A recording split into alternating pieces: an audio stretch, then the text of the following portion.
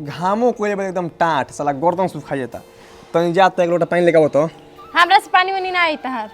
हम तो तोरा के मारत मार थेतर हो गेल बानी जो लेके आओ एक लोटा पानी बोल बे हमरा सामने जा देते अरे तरे तोरा जाता रे आई रे मार दो गलवा फेर मरलस रे दादा जब कोनो काम कहता कुछ करही के नहीं खे का करता लो कुछ ना तनी खा निकालना बहुत जोर से भूख लागल बा खाना का बनल रहिया हां नहीं क्या बनल त भर दी घरा में सुबह करते से सुता रही से तो खा नहीं के बनावे के ना ते काहे से कोई भाई ते सब एकदम भर के डाक रख देले भाई से नहीं के पता ते पिटले बिना दुबारा चल ले भैया फेरू छू के दिखावा छू के धक नहीं तक चाप दे हम मर तू अरे बाप रे बाप। मर तू ही मारला हमरा के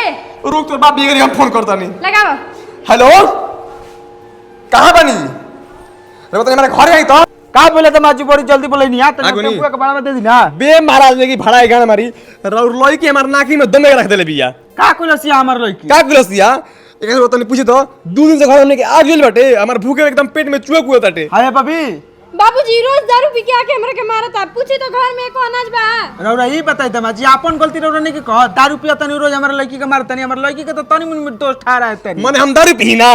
ना हमर लड़की कहते त हमरे बात पे भरोसा नहीं के गांव घर घूमे जाके पता कहली तो हमरा से कहो ठीक नु आई का घर में। पर का घूमे हमर लड़की नहीं के कह सुनी त माजी हमर बेटी के समझा दे बनी ऐसन गलती कबो ना करी एक बात और सुनी त माजी दोनों आदमी मिल बांट के एके में रही जा हां हां तनी बेटी खाना निकालना बहुत जोर से भूख लागल बा खाना कहां से निकालो खाना बन रही तब निकली घर में से छोड़ी खाना के बाजार रौरा दारू मत पी